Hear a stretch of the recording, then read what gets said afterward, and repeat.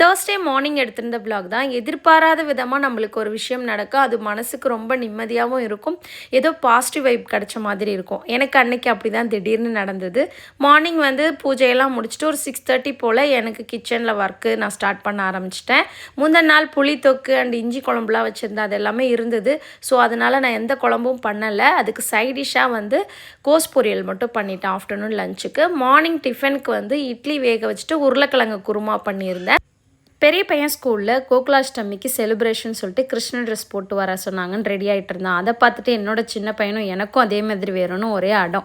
சரி ஓகே கோகுலாஷ்டமி அன்னைக்கு அந்த ட்ரெஸ்லாம் போட்டுக்கலான்னு சொல்லி அவனை ஏமாற்றி பட்டு வேஷ்டி சட்டை போட்டு நாம மட்டும் போட்டு விட்டாச்சு. சார் பாய் சொல்லி ஒரு போஸ் கொடுத்துட்டு அதுக்கப்புறம் பெரியவர் ஸ்கூலுக்கு போயிட்டார். ஈவன் அங்கன்வாடியில் விடலான்னு பார்த்தா அவன் போகிற மாதிரியே தெரில. சரி வாடா கோவிலுக்கு போகலான்னு சொல்லிட்டு கூப்பிட்டுட்டு போயிருந்தோம். அன்னைக்கு எனக்கு எதிர்பாராத விதமாக வாராகி அம்மன் கோயிலை தரிசனம் பண்ணுறதுக்கு வாய்ப்பு கிடைச்சிது. சூப்பராக தரிசனம்